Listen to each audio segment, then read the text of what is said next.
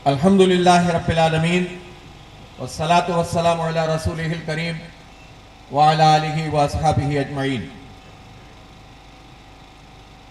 अऊज़ु बिल्लाहि मिनश शैतानिर रजीम। बिस्मिल्लाहिर रहमानिर रहीम।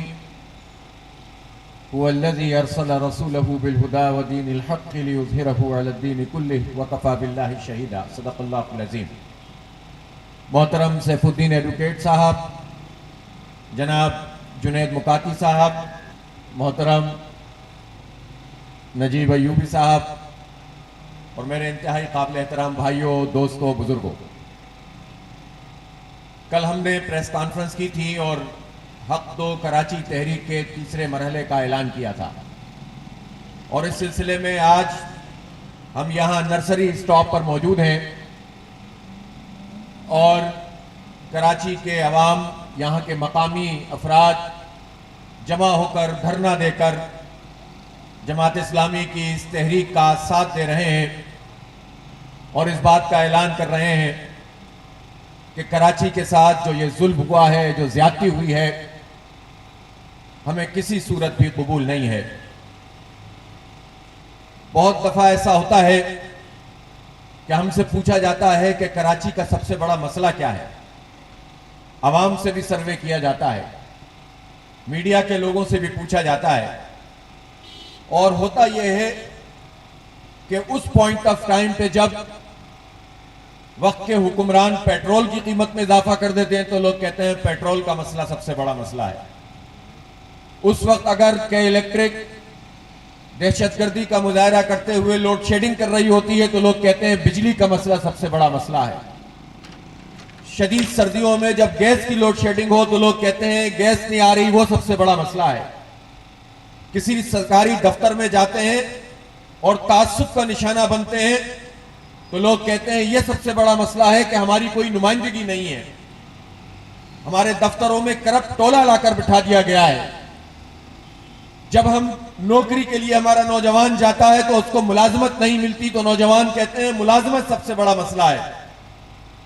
इसी तरह से जब नलकों में पानी नहीं आता तो इस शहर कराची के लोग कहते हैं कि पानी तो जिंदगी है, सबसे बड़ा मसला यह है कि पानी नहीं आता। फिर सड़कों पे लोग सफर करते हैं, टूट फूट का शिकार ये सड़कें हैं। अंदर की सड़कों तो छोड़ दीजिए, गलियां तो छोड़ दीजिए, इस वक्त शहर की 90% सड़कें ऐसी हैं, मेन रोड ऐसी हैं जिसमें पैचवर्क का काम नहीं हुआ है। पूरा शहर खंडर बना हुआ है। लोग कहते हैं सड़कों की टूट फूट सबसे बड़ा मसला है। फिर जब हमसे पूछा जाता है कि तुम सफर कैसे करते हो, अपने ऑफिस से घर कैसे आते हो, अपनी फैक्ट्री से अपने घर पे कैसे पहुंचते हो, तो लोग ये कहते हैं कि अच्छा, आज तो हमें वो बस भी नहीं मिली जिसकी छत पे सफर करके हम घर पहुंचते थे। जिसके पास बाइक है वो बाइकों पे इधर उधर चलता है और जिसके पास बाइक नहीं है वो चिंचियों में सफर करता है। और लोग कहते हैं कि ट्रांसपोर्ट का ना होना सबसे बड़ा मसला है। इस शहर को मसाइल की दलदल बनाने वाले कौन लोग हैं? ये खुद ब खुद तो ऐसा नहीं हुआ है। हम लाहौर जाते हैं, मुल्तान जाते हैं, पिशावर पहुंचते हैं। पूरे पाकिस्तान के हालात कोई बहुत अच्छे नहीं, लेकिन लाहौर में मेट्रो बस चल रही होती है। 11 महीने में वो पूरा स्ट्रक्चर खड़ा हुआ और मेट्रो बस चल गई। फिर उसके बाद वहां ऑरेंज ट्रेन चल रही है। मुल्तान में मेट्रो बन गई, पिशावर में बीआरटी जैसे तैसे करके बन गई, पिंडी में मेट्रो बन गई और हमने लाहौर में देखा कि बड़ी शानदार किस्म की बसें सरकारी ट्रांसपोर्ट के तौर पर वहां पर चल रही हैं। इस शहर का कसूर क्या है? इस शहर का कसूर क्या है कि यहां पर ना बसें हैं, ना ट्रेन है, ना आपको पानी देते हैं, ना बिजली देते हैं। एक माफिया है कि इलेक्ट्रिक के नाम पर हम पर सब मुसल्लत कर दी गई है। और तो और हमारे नौजवान खेल नहीं सकते, पार्क नहीं है, खेल के ग्राउंड नहीं है और जो ग्राउंड थे उन पर कब्जा माफिया ने कब्जे कर लिए हैं, चाइना कटिंग कर दी है।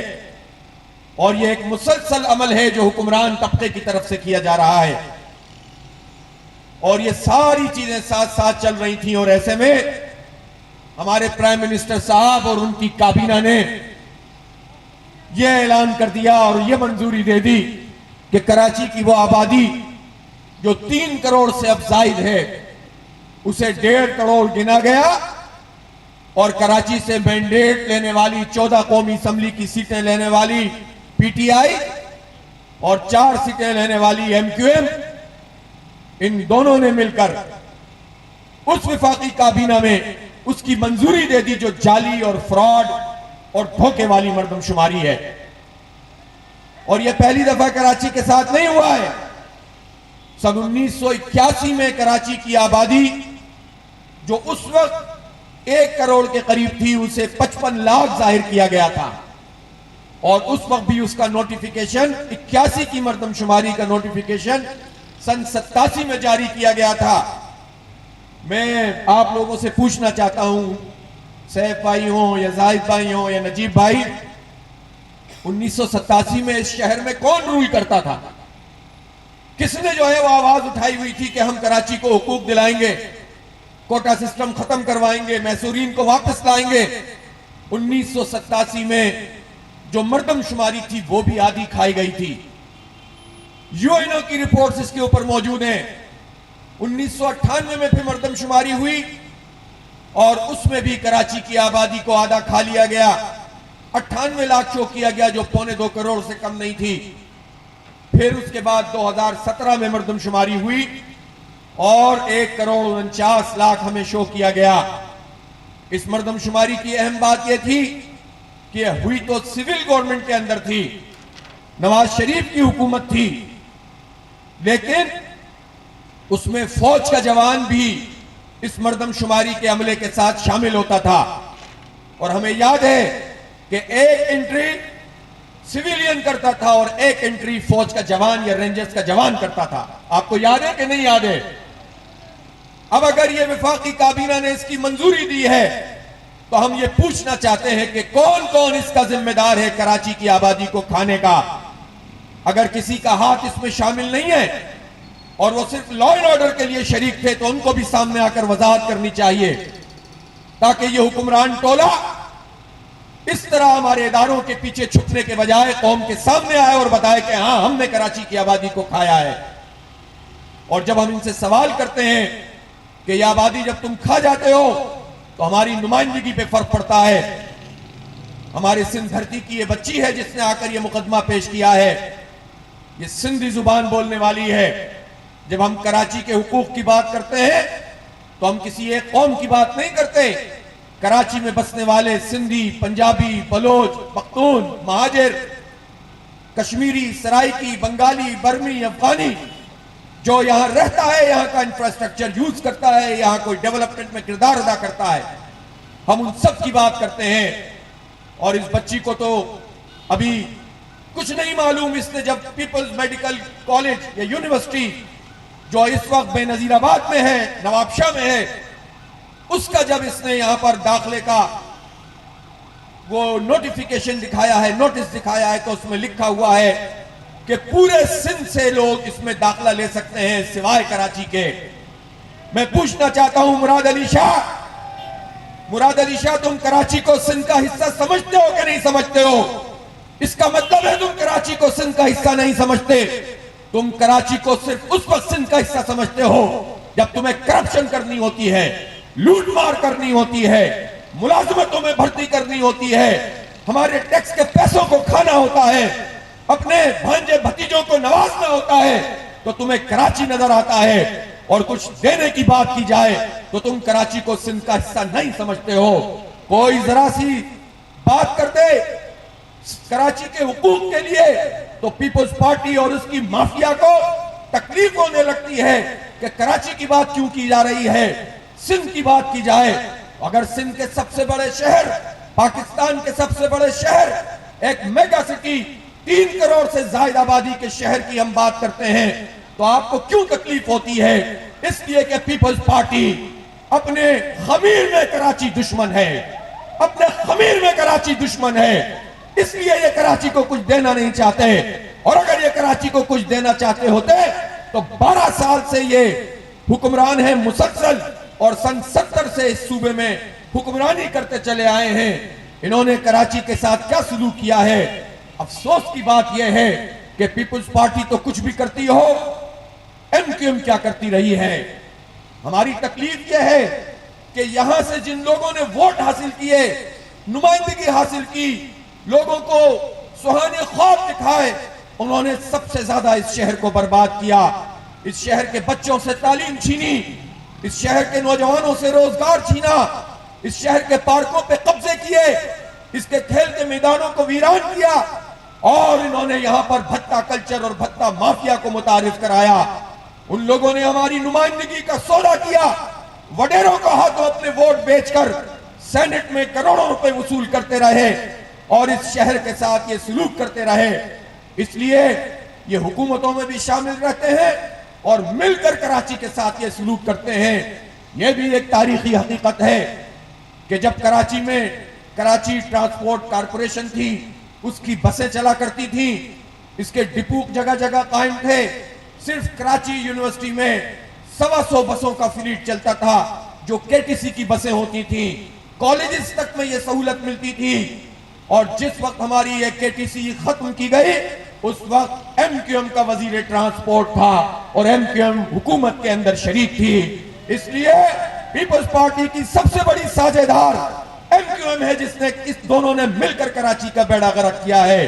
कराची में सर्कुलर रेलवे चलती थी और ये सन 90 तक कामयाब तरीन प्रोजेक्ट था पाकिस्तान रेलवे का, मुनाफा बख्श तरीन प्रोजेक्ट था और 124 ट्रैक थे, वो थी उनकी अप और डाउन जो है वो सर्विस मौजूद थी, जिसमें से मेन लाइन में तकरीबन 80 और उसके अलावा जो लूप लाइन में उसमें ये ट्रेन चला करती थी। लेकिन ये ट्रेन भी उस वक्त बंद हुई जब यहां पर एमक्यूएम का वजीर ट्रांसपोर्ट और एमक्यूएम की हुकूमत मौजूद थी। यह कैसे शहर का दावा है। और फिर आज हम उन लोगों से भी शहर के हुकूक की बातें सुनते हैं जो एमक्यूएम के ही ऑफशूट हैं, जो एमक्यूएम का ही एक धड़ा है। आज वो किस मुंह से कहते हैं कि कराची की मर्दमशुमारी का मसला है, जब ये एमक्यूएम के साथ मिले हुए थे, कायदे तहरीक के से सर पे हाथ फिरवा कर यहां मेयर बने थे, तो 32 कॉलेज जो नेमतुल्लाह खान ने बनाए थे, उसके बाद इन्होंने एक कॉलेज भी नहीं बनाया। कैथरी नेमतुल्लाह खान ने मुकम्मल किया, एक कतरा पानी का इजाफा इन्होंने नहीं किया। जो प्रोजेक्ट 8 करोड़ का था वो 28 करोड़ में बनाया। जो कोई एक नया मंसूबा भी इस पूरे दौर के अंदर सामने नहीं आया।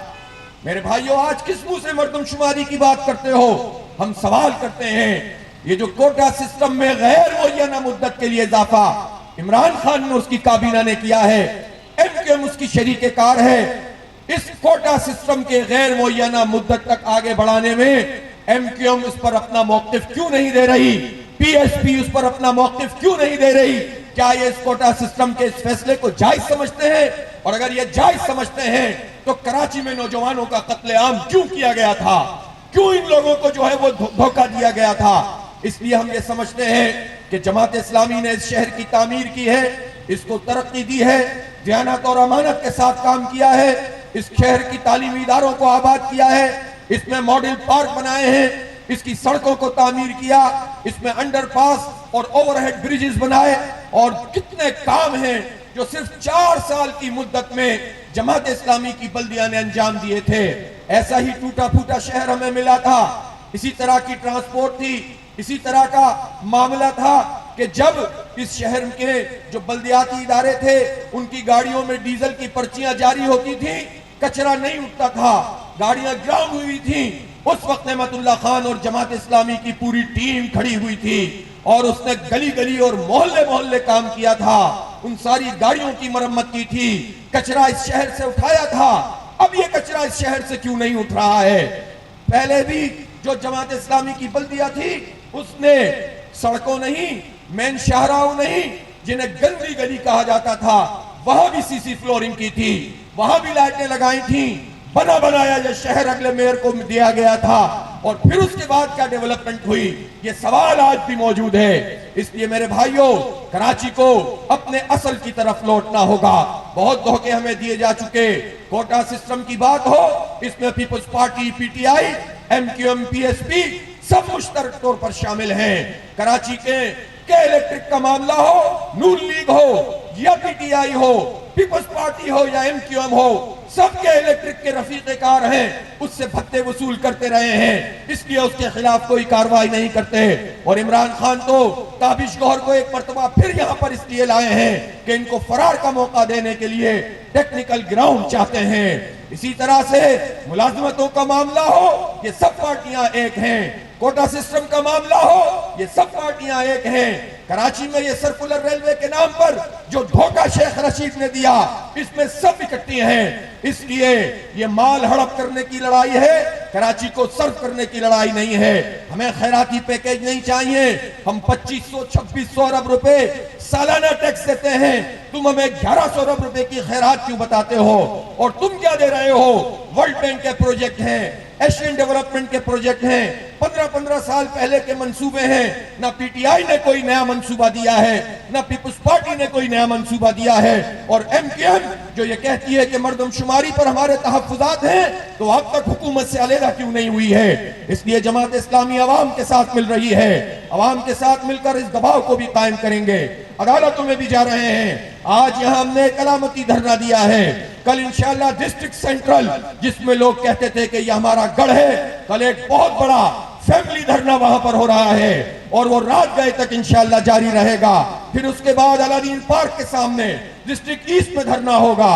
फिर उसके बाद 22 तारीख को पूरे शहर में एहतजाज किया जाएगा और 28 जनवरी को बिल्कुल एक ही वक्त में इंशाअल्लाह 50 मुकामात पे धरने होंगे।